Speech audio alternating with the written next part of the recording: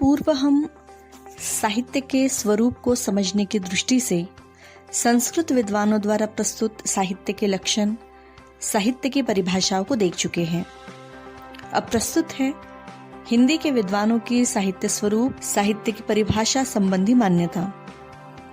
काव्य शास्त्र के इस अंश पर बात करने से पूर्व हमें हिंदी साहित्य के इतिहास की ओर भी दृष्टिपात करना होगा, ताकि हिंदी इस भाषा विषय की दृष्टि से ही हम साहित्य संबंधी लक्षणों पर चर्चा कर सकेंगे।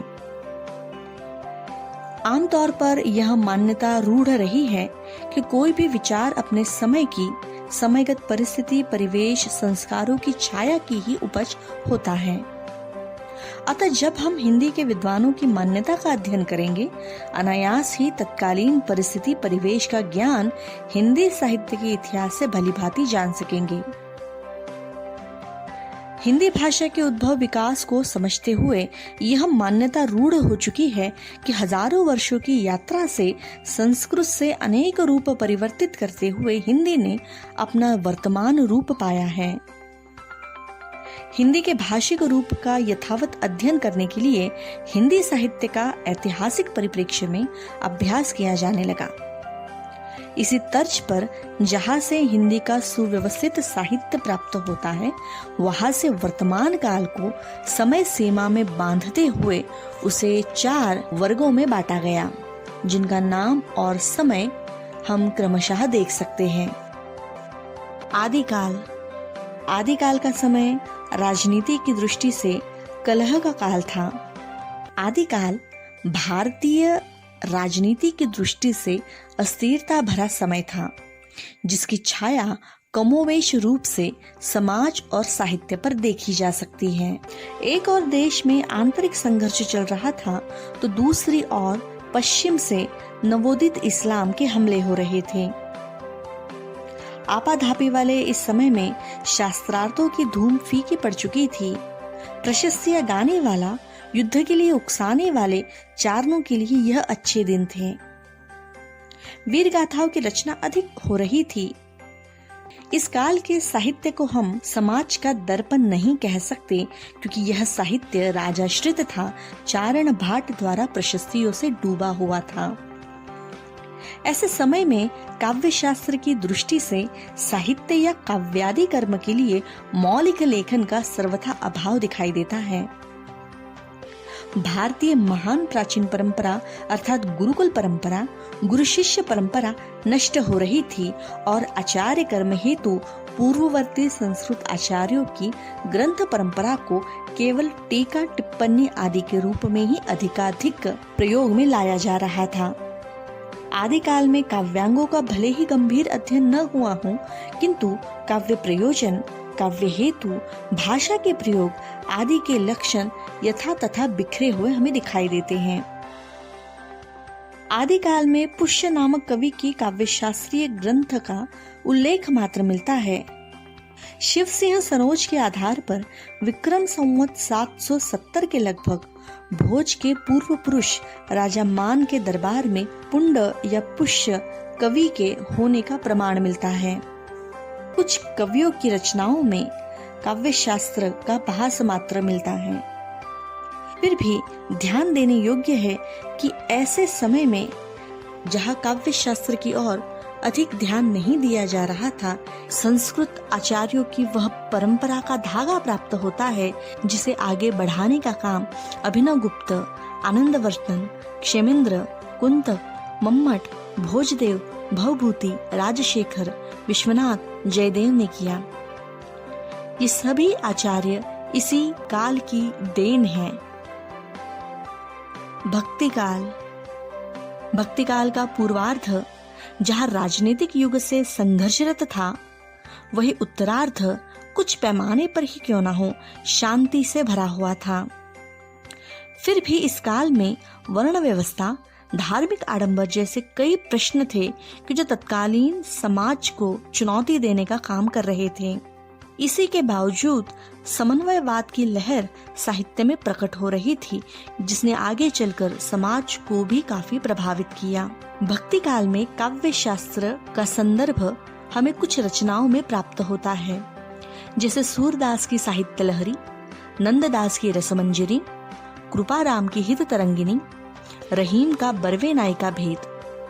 किंतु ऐसी रचनाओं का मूल काव्य शास्त्र का निरूपण या काव्य शास्त्रीय सिद्धांत की चर्चा करना न होकर भक्ति धारा है। इन कवियों की उक्तियों में साहित्य के लक्षण बिखरे हुए मिलते हैं। जैसे कबीर कहते हैं, तुम जिन जानो गीत है यह निज ब्रह्म विचार। रीतिकाल। रीतिकाल में काव्य शास्त्र की और अन्य समय की तुलना में कुछ अधिक ध्यान दिया गया। मात्र संस्कृत काव्य शास्त्र के अत्यधिक प्रभाव के कारण इसमें मौलिक उद्भावना कम दिखाई देती है। रीतिकाल का समय एक और मुगल शासन के चरमोत्कर्ष से लेकर उसके पतन के युग के रूप में जाना जाता है। वही दूसरी ओर राजनीतिक सामाजिक परिस्थितियों के चलते इस घोर श्रृंगारिक काल का प्रभाव तत्कालीन समाज मन और कवि मन पर भी दिखाई देता है।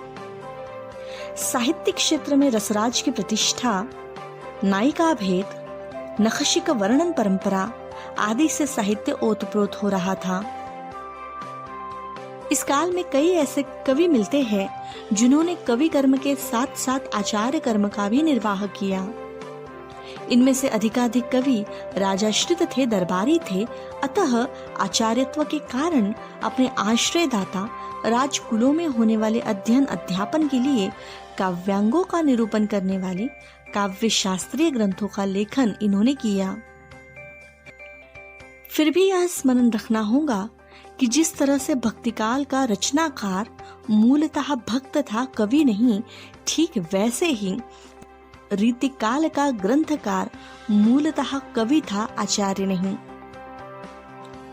हिंदी के विद्वानों में लक्षण ग्रंथ निर्माण की परंपरा आचार्य केशवदास से मानी जाती है, जिन्हें रीतिकाल का प्रवर्तक कवि भी कहा जाता है। केशवदास की प्रसिद्ध कृति रसिक प्रिया में रसों का विशद वर्णन मिलता है। चिंतामणि त्रिपाठी की काव्य विवेक, कवि कुल कल्पतरु, काव्य प्रकाश, छंदोलता, रसमंजरी, पिंगल, कवित्व विचार जैसी रचनाएं काव्य शास्त्र से संबंधित हैं।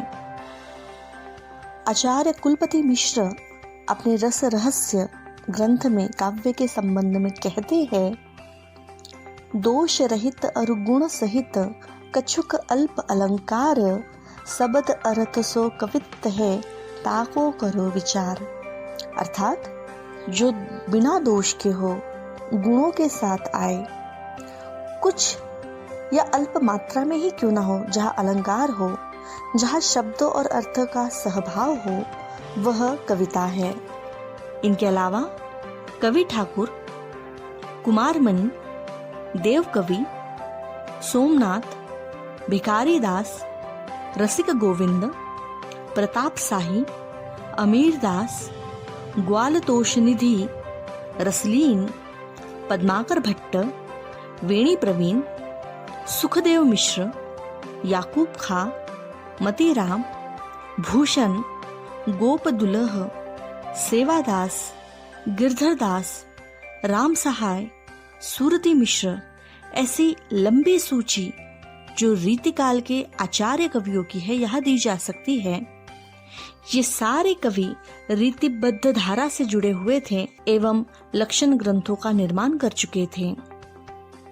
इन आचार्यों द्वारा प्रस्तुत साहित्य के स्वरूप या साहित्य की परिभाषाओं में मौलिकता का अभाव दिखाई देता है, फिर भी साहित्यिक दृष्टि से यह काव्यशास्त्र की अमूल्य निधियां हैं।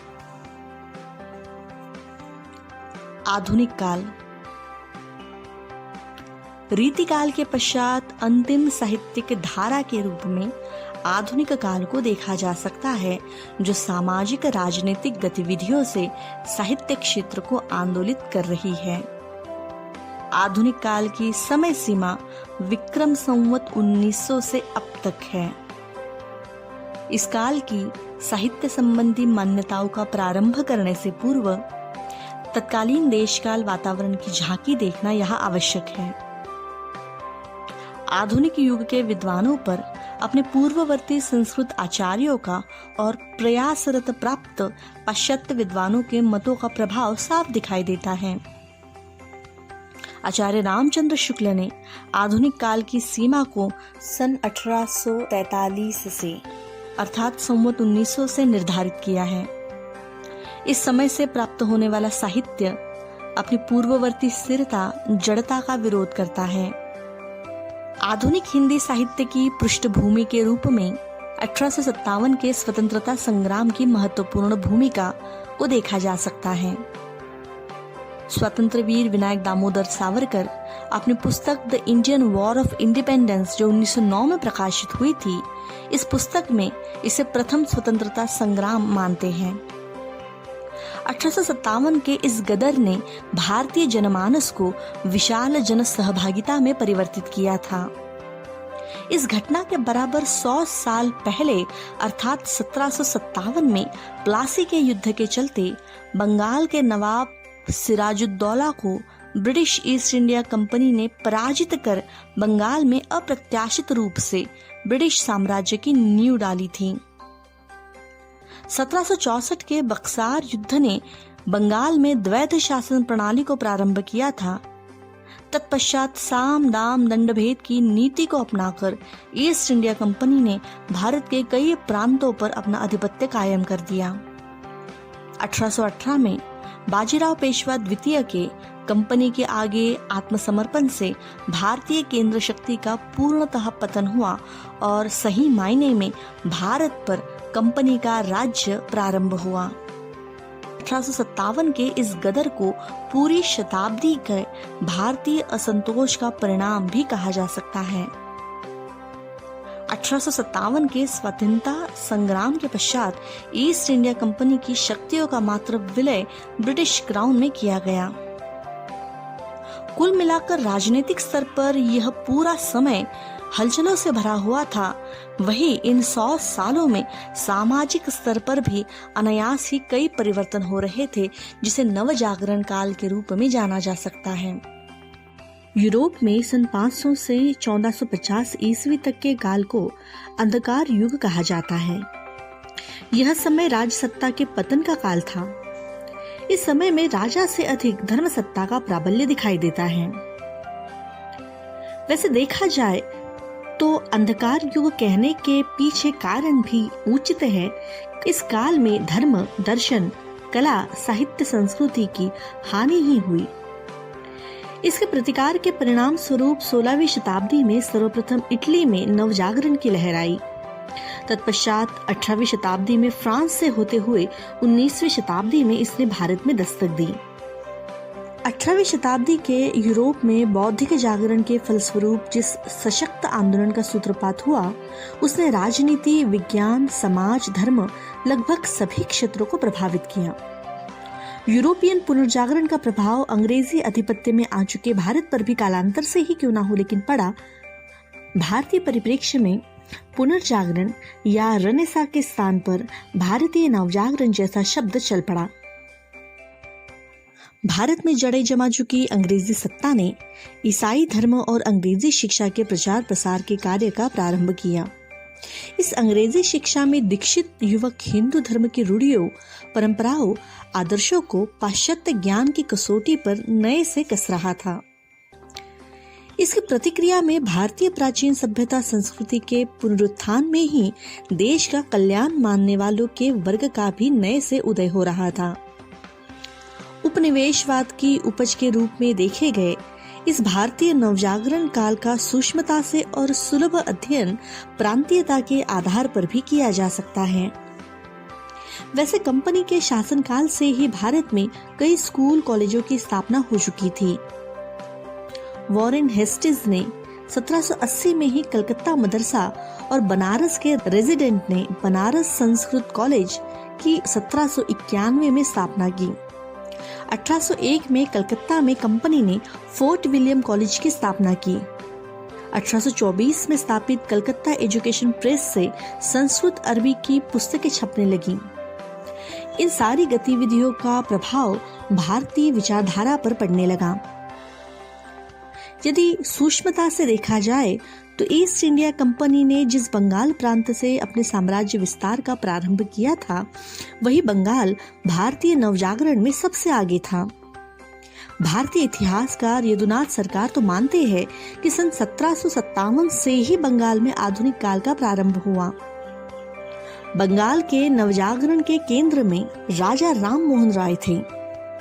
इनके सहयोग से सन 1821 में संवाद कौमुदी, यह बंगला भाषी साप्ताहिक पत्र का प्रकाशन आरंभ हुआ। सती प्रथा जैसी कुरीतियों पर इन्होंने प्रखरता से टीका की। 1828 में राजा राम मोहन राय ने ब्रह्म समाज की स्थापना कर जाति प्रथा, धार्मिक कर्मकांड, अंधविश्वास, मूर्ति पूजा का विरोध और विधवा विवाह का समर्थन किया। मराठी भाषा प्रांत में भी नवजागरण के अपने अनोखे रंग खिले। बंबई में आत्माराम पांडुरंग ने 1867 में धार्मिक और सामाजिक सुधार के लिए प्रार्थना समाज की स्थापना की। इसके पूर्व महाराष्ट्र में 13वीं सदी से लेकर 18वीं सदी तक संतों के नेतृत्व में सुधारणा के कई आंदोलन चले। मराठी नवजागरण का और एक रूप महिला और दलितोद्धार के रूप में भी उभरता है। मराठी नवजागरण के अग्रदूत रहे महात्मा ज्योतिबा फूले ने अपनी धर्मपत्नी सावित्रीबाई फूले के साथ 1848 में लड़कियों के लिए पहला स्कूल पुणे के भिडेवाड़ा में खोला। 1873 में सत्यशोधक समाज की इन्होंने स्थापना की। फूले के बाद महादेव गोविंद रानडे का नाम लिया जाता है। इनके अनंतर छत्रपति शाहू महाराज, डॉक्टर बाबा साहेब अम्बेडकर का योगदान भी अविस्मरणीय रहा। इसी तरह केरल, तेलुगु, तमिल, मलयालम, कन्नड़, उड़िया में भी नवजागरण हो रहा था।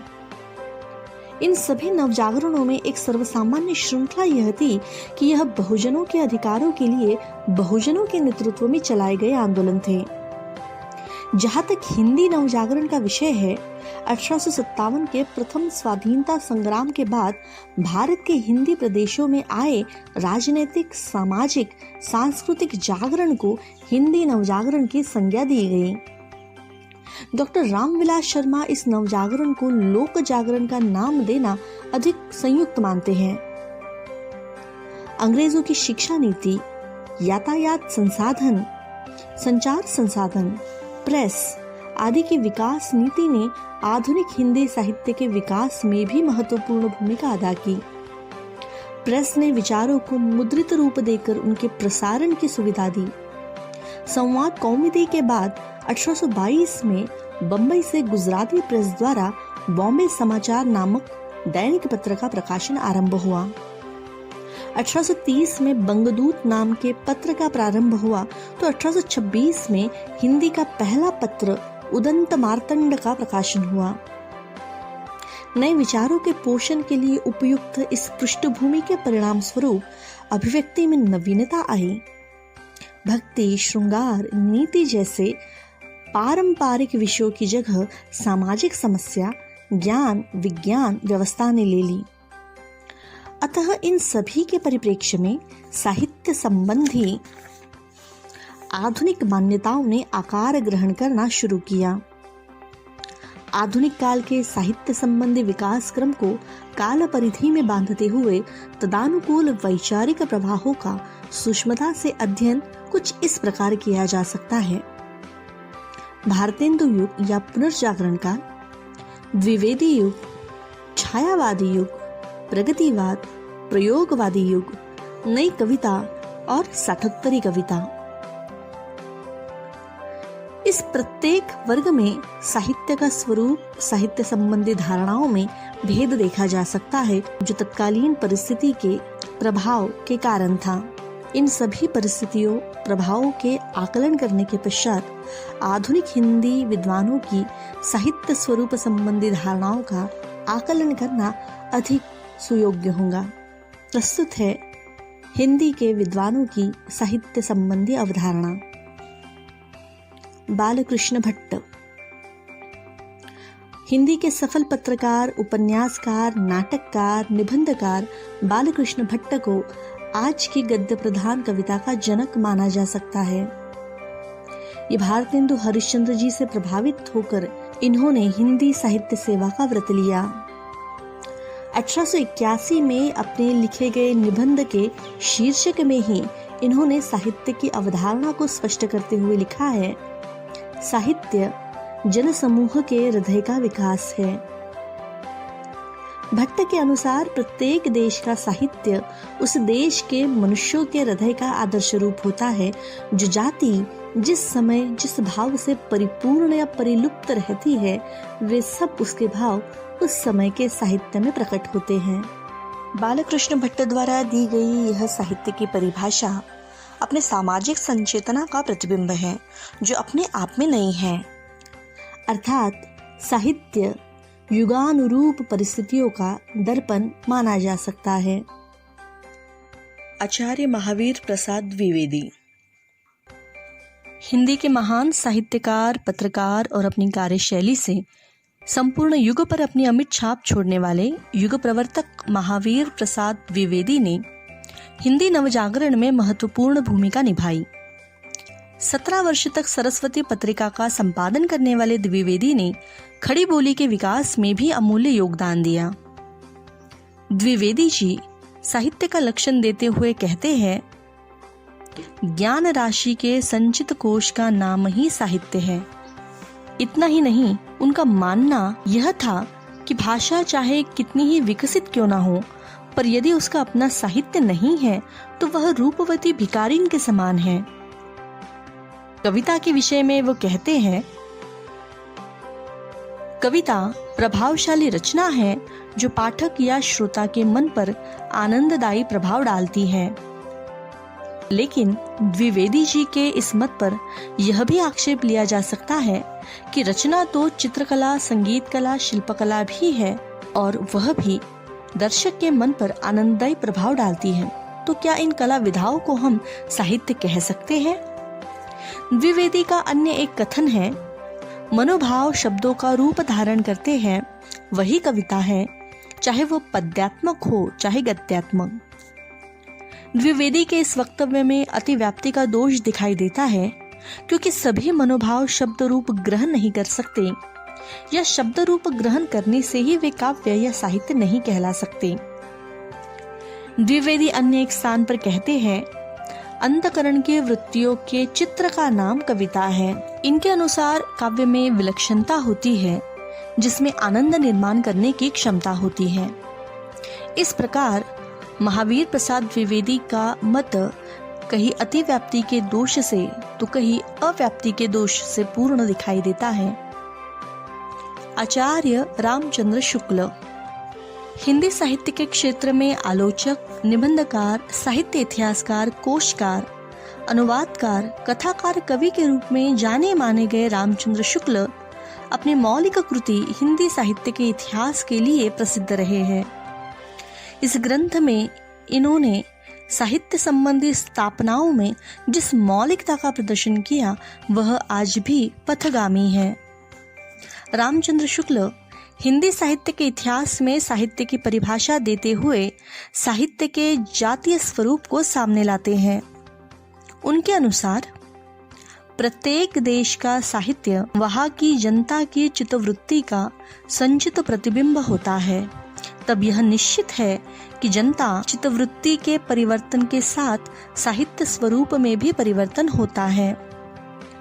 शुक्ल जी अपनी कविता क्या है इस निबंध में कविता पर विस्तार से विचार व्यक्त करते हैं। साहित्य या काव्य की परिभाषा के संदर्भ में इनके मतों को कुछ इस तरह से देखा जा सकता है। जिस प्रकार आत्मा की मुक्तावस्था ज्ञान दशा कहलाती है, उसी प्रकार हृदय की मुक्तावस्था रस दशा कहलाती है। हृदय की मुक्ति की साधना के लिए मनुष्य की वाणी जो शब्द विधान करती आई है, उसे कविता कहते हैं। अन्य एक स्थान पर शुक्ल जी कहते हैं, कविता जीवन और जगत की अभिव्यक्ति है।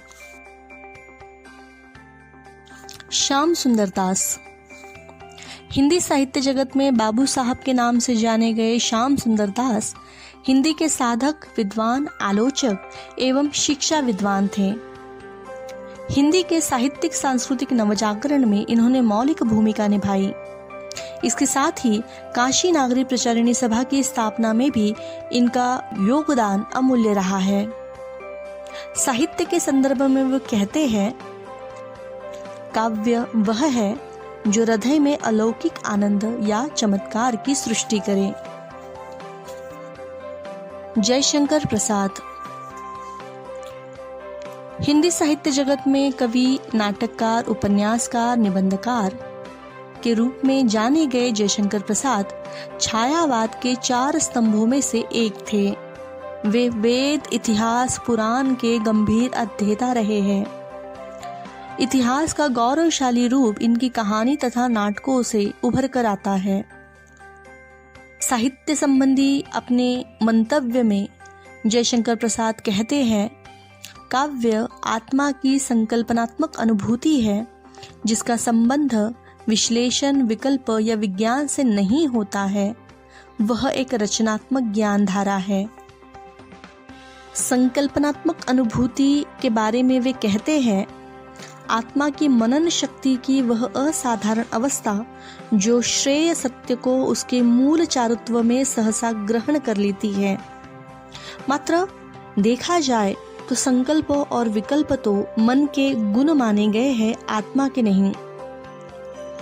जयशंकर प्रसाद कविता का संबंध विज्ञान से नहीं मानते, पर वही वे कविता को रचनात्मक ज्ञानधारा कहना भी नहीं भूलते। अतः इस कथन को हम परस्पर विरोधी कह सकते हैं। सुमित्रानंदन पंत छायावाद के 4 स्तंभों में से एक तथा प्रकृति के कवि माने गए सुमित्रानंदन पंत के अनुसार, कविता हमारे भावपूर्ण क्षणों की वाणी है। लेकिन सुमित्रानंदन पंत के इस वक्तव्य पर भी यह आक्षेप लिया जा सकता है कि परिपूर्ण क्षण की व्याख्या क्या है, क्योंकि प्रत्येक व्यक्ति अपने जीवन काल में कभी न कभी परिपूर्ण क्षणों का अनुभव करता है। मात्र हर व्यक्ति कवि नहीं होता या उसके द्वारा जिए गए परिपूर्ण क्षण हर बार कविता या साहित्य का रूप ग्रहण नहीं कर पाते। अतः सुमित्रानंदन पंत के साहित्य संबंधी इन लक्षणों को भी हम अपूर्ण कह सकते हैं। डॉक्टर नगेंद्र आलोचक, विश्लेषक के रूप में जाने गए नगेंद्र साहित्य की बड़ी सीधी परिभाषा देते हैं। उनके अनुसार सरस शब्दार्थ का नाम काव्य है। इस प्रकार हिंदी के विद्वानों द्वारा दी गई साहित्य संबंधी विविध मान्यताओं का हम अध्ययन कर सकते हैं।